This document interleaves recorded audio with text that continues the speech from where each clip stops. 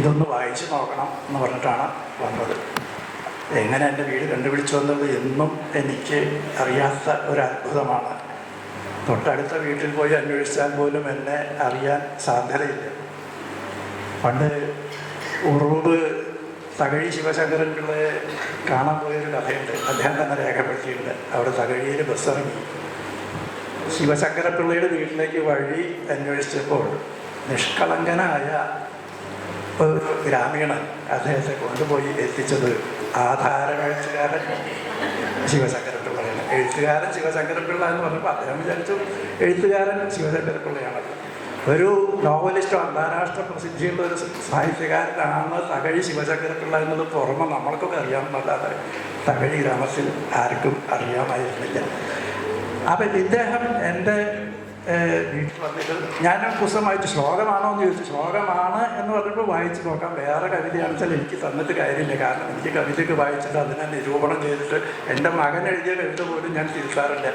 അതിനുള്ള സഹൃദയത്വം ഉണ്ട് എന്ന് അഭിമാനിക്കുന്ന ഒരാളല്ല. പക്ഷെ ശ്ലോകത്തിലാണെങ്കിൽ ചില പ്രയോഗ തെറ്റുകളോ തിരിച്ചെടുത്ത് അല്ലെങ്കിൽ ഏതെങ്കിലും വിധത്തിലുള്ള പെശകുകളുണ്ടെന്ന് വെച്ചാൽ ഈ അക്ഷരശ്ലോക പരിചയം കൊണ്ട് സാധന കൊണ്ട് സാധിച്ചിട്ടുണ്ട് എന്ന് പറയാം. ഒരു വൃത്തം തെറ്റിയാൽ ഒരാൾ ശ്ലോകം ചെല്ലുമ്പോൾ ഉടനെ പറയാൻ കഴിയും.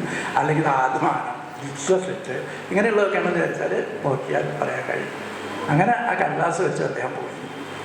ഇത് ഞാൻ നോക്കിയപ്പോൾ ഇദ്ദേഹം കുറച്ചുകൂടിയൊക്കെ പ്രശസ്തനാവേണ്ട ആളാണല്ലോ എന്നത് എനിക്ക് തോന്നി. ഇത് വായിച്ചപ്പോൾ അതിന് ശ്ലോകേതരമായിട്ടുള്ള സാഹിത്യമൊക്കെ വായിച്ചപ്പോൾ നല്ല കവിതകൾ എന്തുകൊണ്ടാണ് ഇതുവരെ അറിയപ്പെടാതിരുന്ന, അല്ലെങ്കിൽ ചുരുങ്ങിയ പക്ഷം ഞാൻ കവനകൗതുകം അവാർഡൊക്കെ നേടിയിട്ടുള്ള ആളാണെങ്കിൽ പോലും എൻ്റെ ശ്രദ്ധയിൽ ശ്ലോകം എഴുതുന്ന ഒരു കവി വന്നിട്ടില്ല എന്നുള്ളത് എനിക്ക് തന്നെ എന്നെ തന്നെ കുറിച്ചുള്ളൊരു മതിപ്പുണ്ടാകുന്ന ഒരു കാര്യമായി പോയി എന്നുള്ളതാണ് സത്യം.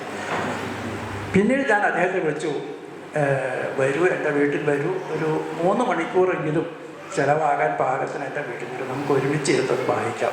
കാരണം ഇതിൽ ഒരു തെറ്റ് അങ്ങനെ ഒരു തെറ്റിട്ട് അത് മാറ്റി ഇങ്ങനെ മതിയോ അങ്ങനെയൊക്കെ ചോദിക്കുന്നതിന് പേര് നമുക്ക് നേരിട്ട് ഒരു അഭിമുഖത്തിൽ ഈ എന്തെങ്കിലും എനിക്ക് തോന്നുന്ന തെറ്റുകൾ വേണമെങ്കിൽ തിരുത്തിയാൽ മതി, പക്ഷെ എനിക്ക് തെറ്റാണെന്ന് എന്ന് തോന്നിയെങ്കിൽ എനിക്ക് ശരിയല്ല അങ്ങനെയല്ല വേണ്ടതെന്ന് തോന്നുന്ന കാര്യങ്ങൾ പറയാൻ നേരിട്ട് പറയുന്നതാണ് നല്ലതെന്ന് പറഞ്ഞു അദ്ദേഹം വീട്ടിൽ വന്നു. അദ്ദേഹത്തിൻ്റെ സഹോദരനുണ്ടായിരുന്നു. ഞാൻ വളരെ ഹൃദയവേദനയോട് കൂടിയിട്ട് ആ സഹോദരൻ്റെ വിയോഗം പിന്നീട് അറിഞ്ഞു. അദ്ദേഹത്തിനുള്ളൊരു ആദരാഞ്ജലി കൂടി ഞാൻ ഇവിടെ അർപ്പിക്കുകയാണ് പരമേശ്വരൻ എന്ന് പറഞ്ഞിട്ട്. അപ്പോൾ ഇവർ രണ്ടുപേരും കൂടി ഈ പുസ്തകം പ്രസിദ്ധീകരിക്കണം. അപ്പോൾ അതിലുണ്ടായിരുന്ന ചില തെറ്റുകൾ, തെറ്റെന്നൊന്നും പറയാൻ പറ്റില്ല. ചില ഈ പറഞ്ഞ കൂട്ടത്തിൽ ചിലപ്പോൾ ചില ഇരട്ടിപ്പുകൾ അല്ലെങ്കിൽ ടാർഗറ്റ് ചെയ്തവർക്ക് വിശേഷണങ്ങളൊക്കെ യഥാർത്ഥ ചില അതൊക്കെ വെൺമണി കാലത്തൊക്കെ കവിതകൾ സാധാരണ നമുക്ക് കാണും. മാടക്കും ഓർമുലപ്പാൽ അമിത രുചിയിൽ ഒക്കെ ഇത് കേട്ടില്ല. കോടക്കാർ വന്നാൽ ഓടക്കുഴലോട് കളി വിട്ട് ഓടി വന്ന അമ്മ തൻ്റെ മാടക്കും ഓർമുലപ്പാൽ. ഈ മാടക്കും എന്നുള്ള ഓർമുലയ്ക്ക് മാത്രമുള്ള വിശേഷമാണ്. ഓർമുലപ്പാൽ എന്നൊരു പഴയ കവിതകൾ, വെൺമണിക്കാലത്തെ കവിതകൾ ഇത് സാധാരണമായിരുന്നെങ്കിലും ആധുനിക മലയാളത്തിൽ സ്വീകാര്യമല്ലാത്ത അത്തരം ചില പ്രയോഗങ്ങൾ.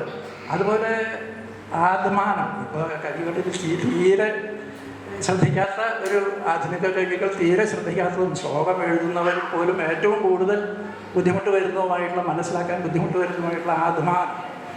ചില്ലുകൾക്ക് ശേഷം ദൃഢോച്ചാരണമില്ലാത്ത തീവ്ര സ്വരമില്ലാത്ത ദ്വിത്വം വരുത്തിയിട്ട് നമുക്ക് ഗുരുവായിട്ട് ഉച്ചരിക്കുന്ന ചില പ്രയോഗങ്ങൾ, അത്തരം ചില അസാധാരണമായിട്ടുള്ള പ്രയോഗങ്ങൾ അല്ലെങ്കിൽ ഒഴിവാക്കാവുന്ന പെർഫെക്ഷന് വേണ്ടി ഒഴിവാക്കാവുന്ന അത്തരം പ്രയോഗങ്ങൾ, ഇതൊക്കെ ഞാൻ അദ്ദേഹത്തിന് ശ്രദ്ധയിൽ കൊണ്ടുവന്നു. അദ്ദേഹത്തിന് നിഷ്പ്രയാസം തന്നെ. കാരണം പദകുബേരന്മാരെ സംബന്ധിച്ചിടത്തോളം അതൊന്നും ഒരു പ്രശ്നമല്ല. അവർ വേറൊരു വാക്ക് പോരാന്ന് പറഞ്ഞാൽ വേറൊരു വാക്ക് കിട്ടും. അദ്ദേഹത്തിന് അത് മാറ്റുക എന്നുള്ള ബുദ്ധിമുട്ടുണ്ടായില്ല. പക്ഷേ ഇതിങ്ങനെ അല്ല വേണ്ടത് എന്ന് പറയാൻ ഒരാളുടെ ആവശ്യം മാത്രമേ ഉണ്ടായിട്ടുള്ളൂ.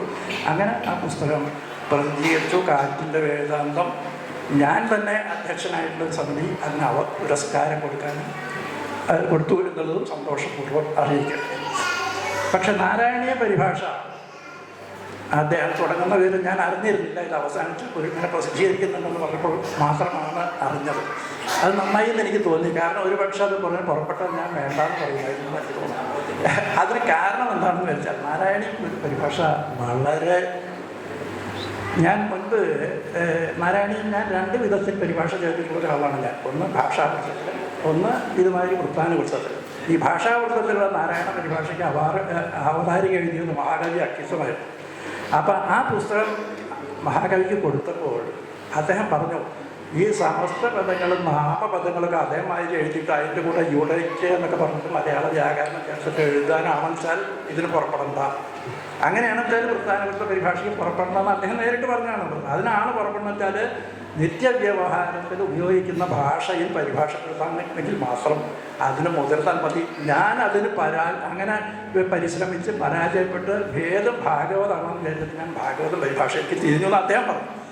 അപ്പോൾ എന്നെ സംബന്ധിച്ചിടത്തോളം ഞാൻ ആ പരിഭാഷയ്ക്ക് യാതൊരു ബുദ്ധിമുട്ടുണ്ടായിട്ടില്ല. കാരണം ഞാനൊരു ദീർഘകാലമായിട്ട് നാരായണീയം പഠിപ്പിക്കുന്നതിൻ്റെ ഇടയ്ക്ക് എനിക്ക് ബോധ്യപ്പെടാൻ വേണ്ടി, അർത്ഥമൊക്കെ ബോധ്യപ്പെടാൻ വേണ്ടി ഞാൻ തന്നെ ഓരോ ശ്ലോകം പല ഭാഗത്തു നിന്നായിട്ട് പലപ്പോഴായിട്ട് പരിഭാഷ പഠിച്ചിട്ടുള്ളതുകൊണ്ട് നാരായണീയ പരിഭാഷ ഞാൻ അറിയാതെ വന്നിട്ടുള്ള ഒരു സംഭവമായതുകൊണ്ട് അതിൻ്റെ ഒരു പ്രത്യേക ബുദ്ധിമുട്ടൊന്നും എനിക്കുണ്ടായിട്ടില്ല. ചില ഗ്യാപ്പുകളൊക്കെ ചില ദശകങ്ങൾ വിട്ടിട്ടുണ്ടായിരുന്നു. അല്ലെങ്കിൽ ചില ഇപ്പോൾ 50ാമത്തെ ദശകം നമുക്ക് ഹരിണി ചില വൃത്തങ്ങൾ നമുക്ക് പരിചയമില്ലാത്ത, അക്ഷര ശ്ലോകത്തിൽ അത്ര പരിചയമില്ലാത്ത ചില വൃത്തങ്ങളൊക്കെ ഉണ്ടായിരുന്നത് പിന്നീട് പൂരിപ്പിക്കേണ്ടി വന്നു എന്നുള്ളതല്ല. പൊതുവെ നാരായണീയ പരിഭാഷയ്ക്ക് വേണ്ടിയിട്ടുള്ള യാതൊരു സ്ട്രെയിനും അനുഭവിക്കാതെ ചെയ്തിട്ടുള്ള ഒരാളാണ് ഞാൻ. അനവധി കാലം, ചിലപ്പോൾ 10-15 കൊല്ലം അതിന് വേണ്ടി എടുത്തിട്ടുണ്ടാവുമെന്നാണ് എനിക്ക് തോന്നുന്നു. അതൊരു ശ്ലോകം പഠിപ്പിക്കണം, അല്ലെങ്കിൽ ആരെങ്കിലും സംശയം ചോദിച്ചു. അപ്പോൾ ഏറ്റവും നല്ല വിദ്യ ഞാൻ നോക്കിയിട്ട് ഒരു ശ്ലോകം പഠിക്കണം വെച്ചാൽ അതിൻ്റെ പൂർണ്ണമായിട്ടുള്ള പഠനം നമ്മളത് പരിഭാഷ പഠിക്കാൻ മതി. കാരണം അതിനെക്കുറിച്ച് എല്ലാം നമുക്കറിയാതെ അത് വേണ്ട രീതിയിൽ പരിഭാഷയാകില്ല എന്നുള്ളതാണ്. അങ്ങനെ ഒരു അനുഭവം MK സിനായ്ക്കാരും അതുമാതിരി മഹാകവിയുടെ ഒരു റെഫറൻസ് പേരിൽ വരികയുണ്ടായി. ഈ നാരായണീയ പരിഭാഷ ഈ അടുത്ത കാലത്ത് കഴിഞ്ഞ മിക്കവാറും പരിഭാഷകളൊക്കെ ഒരു 10-50 കൊല്ലത്തിൻ്റെ ഉള്ളിലാണ് വന്നിരിക്കുന്നതെന്ന് പറയുന്നത്. നേരത്തെ മുരളി മാഷ് പറഞ്ഞ പോലെ ഗുരുവായൂർ ദേവസ്വം ചെയ്തിട്ടുള്ളൊരു വലിയ സേവനമാണ് ഈ നാരായണീയ സാധാരണക്കാർക്ക് ആസ്വദിക്കുന്ന രീതിയിൽ അതിനെ സാധാരണക്കാർക്ക് അതിൻ്റെ ആസ്വാദ്യത എത്തിക്കുക എന്നുള്ള പേരിൽ ഗുരുവായൂർ ദേവസ്വം വലിയ ഒരു സേവനമാണ് ചെയ്തിട്ടുള്ളത്. നാടൊക്കെ നാരായണീയ സമിതികൾ ഉണ്ട് എന്നുള്ളത് മാത്രമല്ല, താല്പര്യമുള്ളവർക്ക് അതിൻ്റെ അർത്ഥം, അതിൻ്റെ പിന്നിലേക്ക് എത്ര വേണമെങ്കിൽ പോയിട്ട് നമുക്ക് അതിൻ്റെ പുരാണ കഥകളും അതുമായിട്ട് ബന്ധപ്പെട്ടുള്ള മറ്റു കാര്യങ്ങളെല്ലാം അറിയാത്തക്ക രീതിയിലുള്ളൊരു വ്യാഖ്യാനം എഴുതി. ഇങ്ങനെ ഒക്കെ ഇതിനു മുൻപ് ഈ 50 വർഷങ്ങൾക്ക് മുൻപ് നമ്മൾ നോക്കുകയാണെങ്കിൽ നാരായണീയ ആദ്യത്തെ പരിഭാഷ ഉണ്ടായിട്ടുള്ള KCKPയുടെ മഹാകവി KC കേശവത്തോടെയാണ് 1892 നാരായണ മാഷ് സൂചിപ്പിക്കുകയും ചെയ്തു KCKPയെ കുറിച്ചിട്ട്. 1892 കാലഘട്ടം എന്ന് പറഞ്ഞാൽ നമുക്കറിയാം. അതിൻ്റെ ഒരു കൊല്ലം മുമ്പാണ് കുഞ്ഞുമുട്ട മുതൽ നല്ല ഭാഷയൊക്കെ ഉണ്ടായിട്ടുണ്ട്. അതുമാതിരി ഒരുപാട് ഒരു മലയാളത്തിൻ്റെ മഹാകാവ്യം, ലക്ഷണബദ്ധ മഹാകാവ്യം തന്നെ അതും കഴിഞ്ഞിട്ടുണ്ട്. 10-15 കൊല്ലം കഴിഞ്ഞിട്ടാണ് രാമചന്ദ്രവിലാസം എഴുതിയിരിക്കുന്നത്. ഇങ്ങനെ ആ ഒരു പ്രത്യേക കാലഘട്ടത്തിൽ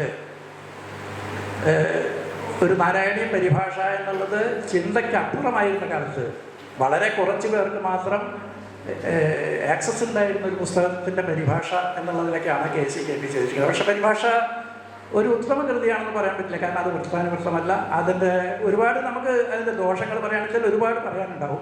അദ്ദേഹം തന്നെ പറഞ്ഞിട്ടുണ്ട്, ചെറുവൃത്തങ്ങൾ പരിഭാഷപ്പെടുത്താനുള്ള ബുദ്ധിമുട്ട് കൊണ്ട് ഞാൻ വലിയ വൃത്തത്തിലേക്ക് മാറ്റിയിട്ടുണ്ട്. ഈ ശ്രദ്ധരി കുസുമോഞ്ചരിയൊക്കെ 21 അക്ഷരമായതുകൊണ്ട് അതിലും കൂടുതൽ അക്ഷരങ്ങളുള്ള പ്രസിദ്ധ വൃത്തങ്ങൾ ഇല്ലാത്തതുകൊണ്ട് അത് അങ്ങനെ തന്നെ തുടർന്നുണ്ടെന്ന് നമ്മൾ തിരഞ്ഞെടുക്കും. അപ്പോൾ ഈ KCKPയുടെ പരിഭാഷയ്ക്ക് നേരത്തെ പ്രാസവാദവുമായിട്ടുണ്ടായിരുന്നതുപോലെ ഈ ഒരു ഭാഗത്ത് പ്രാസത്തിനെതിരായിട്ട് പ്രാസം അത്യാവശ്യമല്ല എന്ന് പറഞ്ഞിട്ടുള്ള KCKP ഒരു ഭാഗത്തും ARൻ്റെ ഭാഗത്ത് നിൽക്കുന്ന കാലത്ത് മറുഭാഗത്ത് പ്രധാനിയായിരുന്ന വലിയ കോഴിത്തമ്പുരൻ തന്നെയാണ് ഇതിൻ്റെ അവതാരിക എഴുതിയിരിക്കുന്നത്. അദ്ദേഹം അതിനെ പ്രശംസിച്ചിട്ടുണ്ട്. ഈ അവതാരിക കാരണം കവിയും തമ്മിൽ എപ്പോഴും ഒരു ബന്ധമുണ്ടല്ലോ. നീ എന്നെ മകൻ വിളിച്ചാൽ ഞാൻ തന്നെ മന്മടം വിളിക്കാന്നുള്ളൊരു രീതിയാണ് ഈ അവതാരിക. പൊതുവെ പരസ്പരം പൂരിപ്പിക്കുന്ന, പരസ്പരം പ്രശംസിക്കുന്ന ഒരു ഇനമുണ്ട്. അതുമാതിരി ഈ വലിയ കോഴിത്തമ്പുരാനും അങ്ങനെ തന്നെയാണ് എഴുതിയിരിക്കുന്നത്. ഭാഷാ നാരായണീയം